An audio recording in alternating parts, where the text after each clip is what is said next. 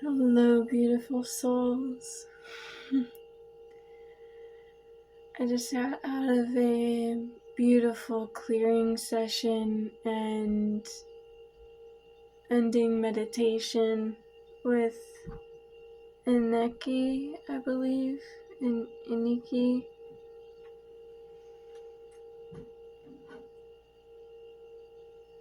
I'm not entirely sure when my aunt and uncle will be returning today, and I know that my phone is also on the verge of dying.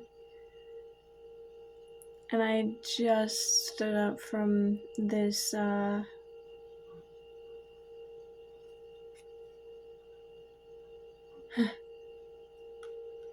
just stood up from this clearing session and meditation. So I'm very much in the vibe of that right now and still settling back in to the physical.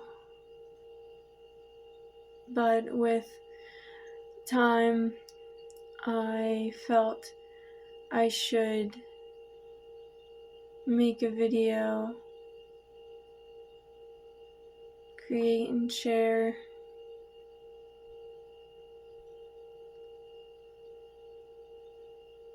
There's so much that I could go into with it. I returned to being in the womb, holding on to not my own, but also my mother and I feel as though it tied in with my father as well.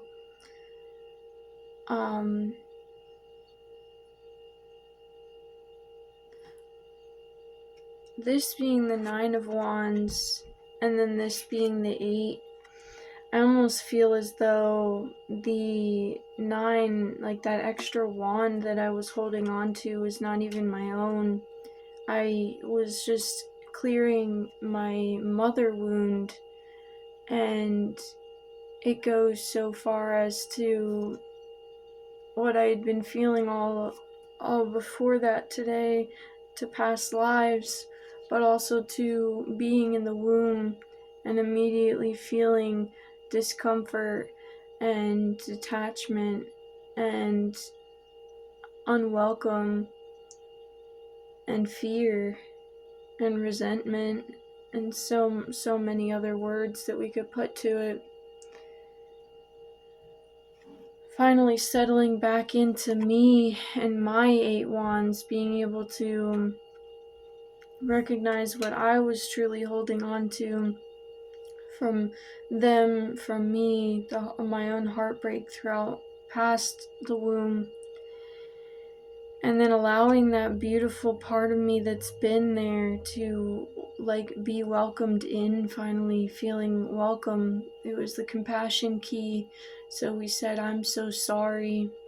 And that's not to pity, it's to welcome and meet what is subconsciously and unconsciously residing within us.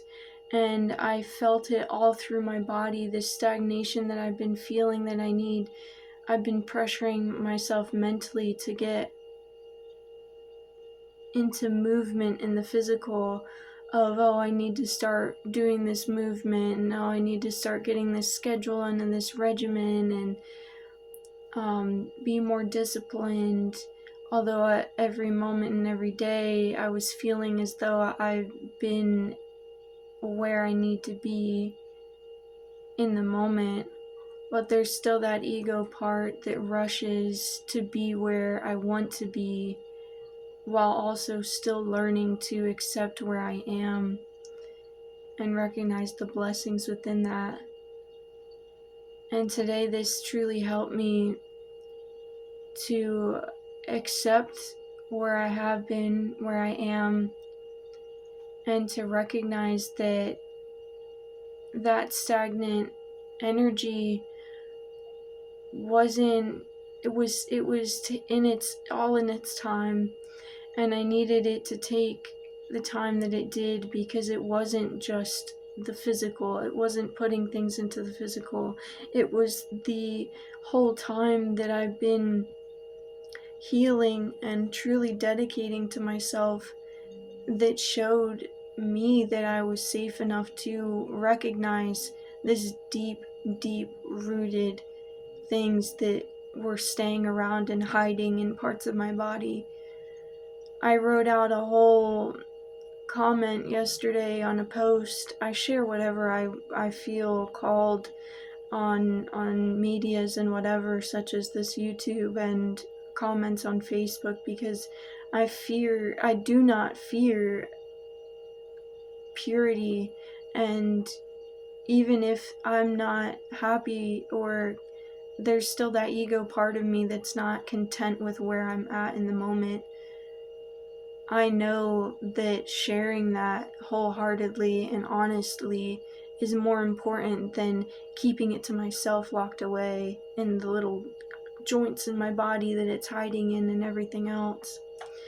So yesterday someone had done a post on one of the groups that I'm in, one of the ones where they're just kind of like, how are you feeling? Like, truthfully, wholeheartedly, how are you feeling today? And at that moment, I was just like, wow, like, I'm tired, but it's not just because of doing things all day. There's something else. And so I just started typing, like, as if I was just talking on here. And writing and typing for me is a lot of the way that I get through things like that, whether it's through poetry or just writing or typing something out. And I use typing sometimes because of my hands, and oh my gosh, my wrists have been hurting for the past few days. My hands have been feeling swollen all day. I did this, my wrists don't feel swollen. My digestive system started moving, blockages all over in my joints, my body, my heart. It just feels like everything's free flowing. In part of the clearing, she had, towards the end, our heart energy expanding out to the defenses that we had put out, and just slowly, within that acceptance of however long it takes, that willingness of allowing it to be, when we are truly willing to allow it to melt, it starts melting from the inside out.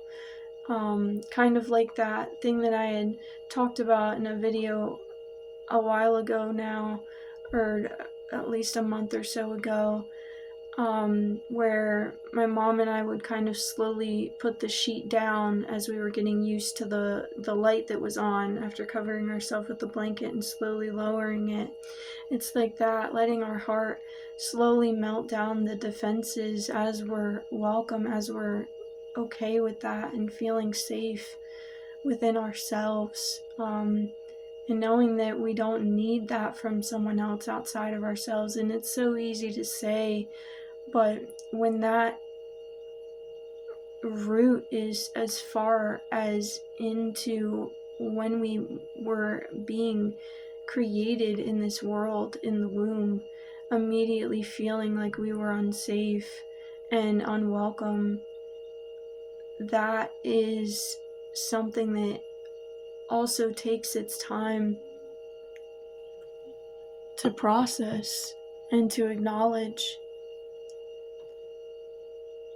I'm so grateful for the time that I've taken today and the energy I've put in the places I did. I'm so grateful for the tarot videos that I watched or listened to this morning as I started doing things in the kitchen, that got me to start listening to this compassion key video, because I started listening to it while I was still doing things in the kitchen, and everything in me was calling to, like, I just had to stop being in the kitchen. I had to sit down, and sitting down in the kitchen didn't feel right. I was like, oh, maybe I can just sit here for a little while. Like, no, I came into my ritual space. I sat in my ritual space I lit my sage. I used my meditation tools, my Karipe, and my breathing techniques,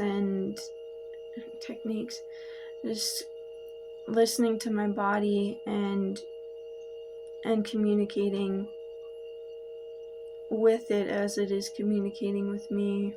Same with the energy that I was feeling, and I loved the energy that this person brought into it, because this last round of compassion key clearings they did, it was a different person who led the videos in each video, and so it wasn't Edward Mannix himself. This one was, again, Ineke. I don't know if I'd be pronouncing her name right, so that's how you'd spell it. It was the 7th clearing for the mother wound, and it was so profound. I think this has helped me so deeply with moving forward with my next steps in my life, and just unblocking things, being able to accept myself and the blessings in my life without belittling them and myself. I'm so grateful that upon my waking up today, at the time that I did, my aunt and uncle had said they were leaving for their own activities today, and it gave me the opportunity to have this time in the house to myself again, to bawl, like cry, and just be like weeping. When I started this clearing, when I finally sat down in my ritual space, it just came out like immediately, and it was so needed, and such a humongous blessing. I can't even put into words everything that I felt and that I released. I mean, I'm sure I can, but that for me was not the purpose of that. It was to have that space to feel, that space to release, but also to share this with y'all.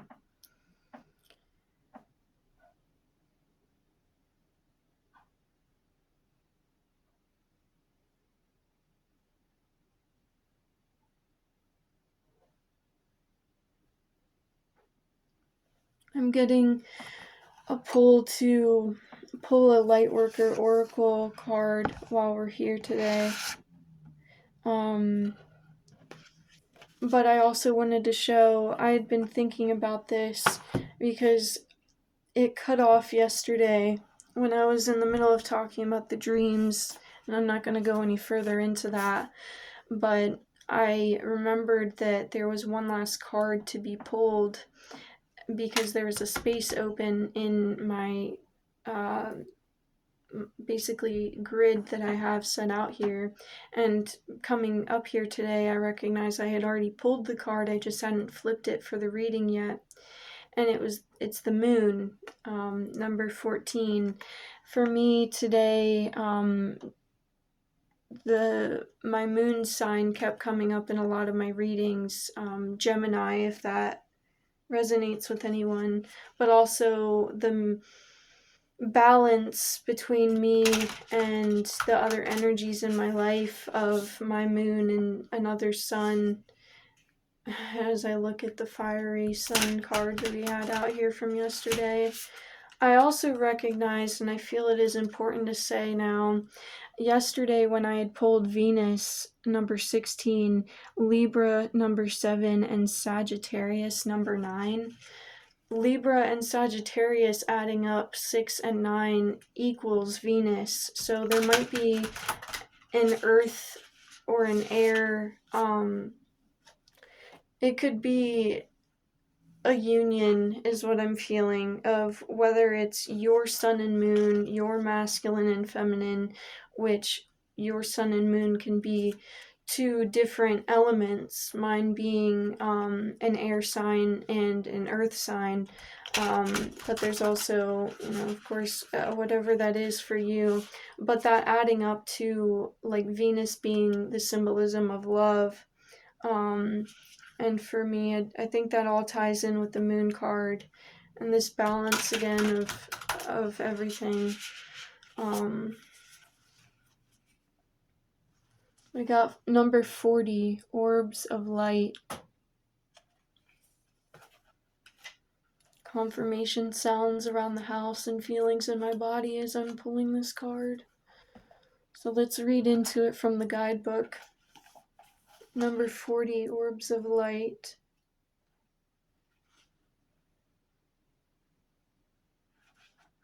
on page 117.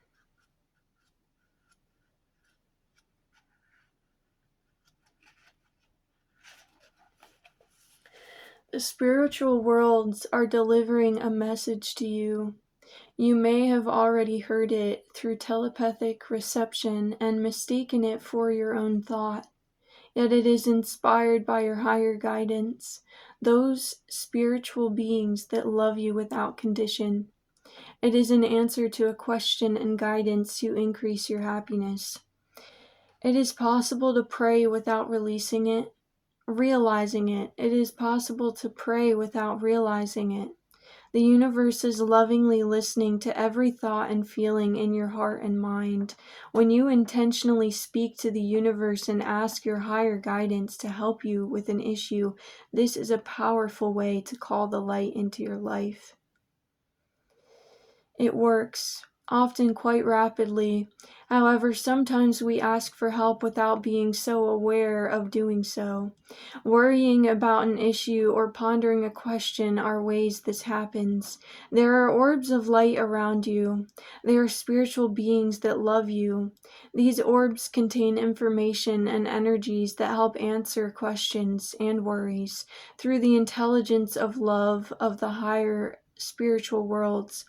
That information might come through a song, a phrase, a feeling, or a color or symbol that unlocks awareness in the deeper recesses of your mind and body. It's wild because as I was reading that, I wasn't paying attention to what I was reading until the end when it said or a color, and that unlocks the recesses of your mind. Yesterday, green did that for me when I picked the color green on my clothing. And that led me to many things in this reading, and then throughout the day, the rest of yesterday, and then today, and connecting with that in the ending meditation of the clearing video this evening. I had been breathing, and we were meant to breathe into the core of Mother Earth, and I breathed into Yggdrasil, which is the Celtic tree that represents all the worlds, and like basically heaven or hell, and earth, the Midgard and everything. But I'm truly accepting more and more and more recently, and throughout my whole healing journey, that I'm very, very connected with the Celtic history. I really don't like using the word mythology because it's not myths, and how can everything else be called by it as a religion, and then certain things get pushed off as, oh, mythology. It's quite ridiculous to me that people's history are getting written off. And so, point being, though, I feel very, very connected with the Celtic and Nordic histories and um, and gods and goddesses and symbolisms. And I hadn't even really ever thought of Yggdrasil as anything especially connected with Pachamama or Fjord, but I pictured it immediately in this meditation today, and felt like sharing that. The sacred geometry has been showing up a lot and more recently through my journey as well. Like, I think since leaving my dad's, at the end of that, I was seeing the Fibonacci sequence more, and then since then, just more and more things coming up.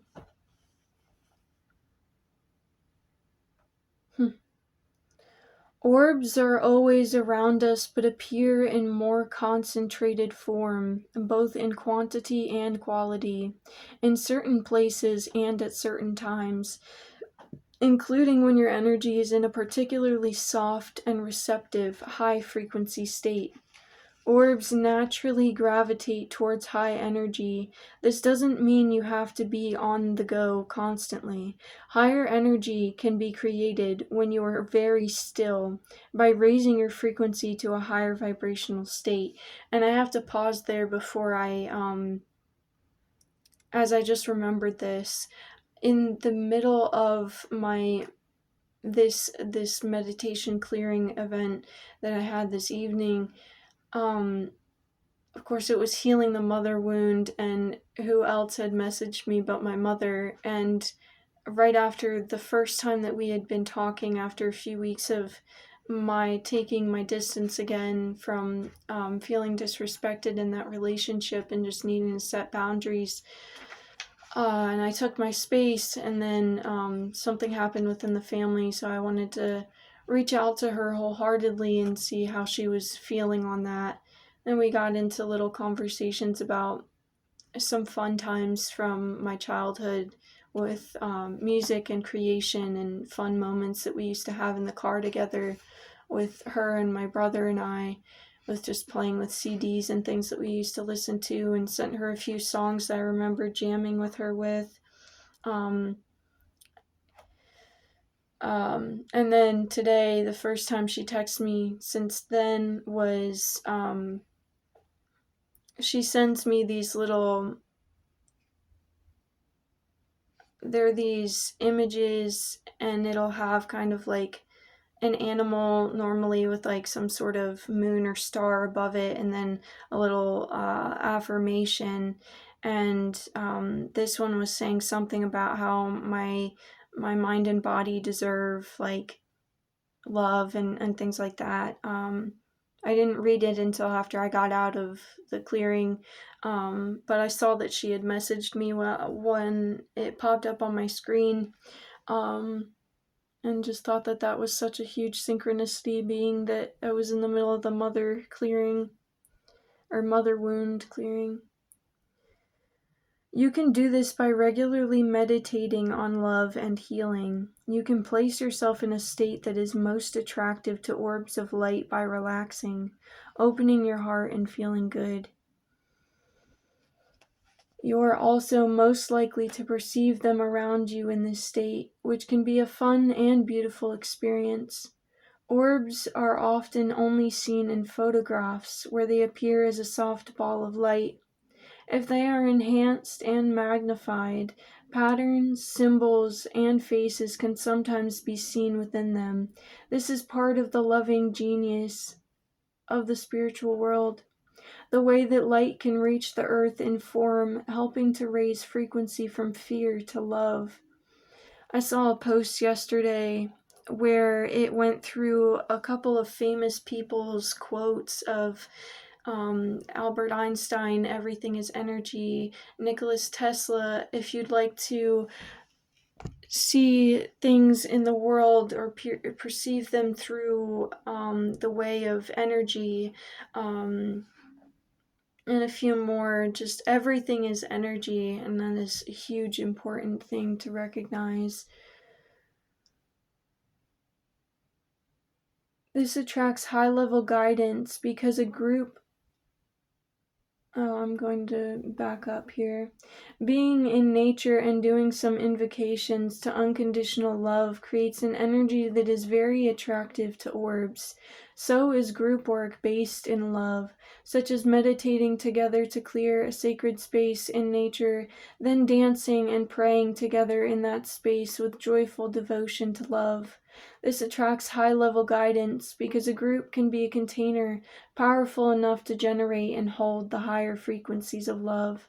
This can also happen for individuals, but group energy can be a powerful and effective way to attract a great downpour of spiritual grace. Clearing the energy of your home and calling in higher guidance can bless you and your home each day. Perhaps with the invocation below, we'll also create a space in which orbs of light can more easily visit you, bringing their uplifting energy and healing light. And talking about these orbs showing up in images and such is reminding me of, in the groups I see on Facebook, or the groups I'm in on Facebook, sometimes people will post pictures with the orbs of light, and they'll be like, oh, is this actually anything? Everything is energy, and yes, those orbs are something, even if we don't recognize what it is and what it means, and whether someone else believes it or not. And the one that is really coming to mind right now is this one where these two women were so like beautifully happy. Like their smiles brought a smile to my face, and I still can picture their faces so well. And they were hugging each other right in front of a tree, and the sunlight coming down above them was creating a bunch of orbs straight down through that light from the sun. But again, that energy of that love and that connection was something that brought that into that image. And yeah, I just felt like that was important as well.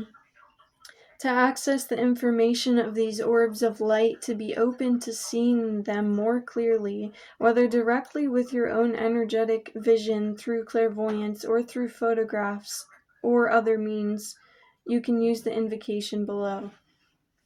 The invocation.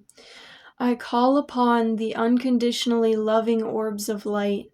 Please bring me information, healing energy, and joy. Spirit, please bring this to any willing person and being and essence in this collective, and share this video with who it may entail. As we open our hearts to the loving presence of the higher spiritual worlds here and now, we ask to see, feel, and know the loving intelligence of the orbs of light in ways that are relaxing, encouraging, joyful, and kind. We ask for the orbs of light to bring peace and blessing to this space, to consecrate it as sacred, and to protect it so that only energies of light, love, and higher consciousness may enter. May the unconditionally loving orbs of light bless all those who can benefit from their presence through divine love and my own free will. So be it, and so mote it be. And with that, today, collective, I will leave you. Blessed be, and enjoy the blessings. Have a wonderful evening and day and life.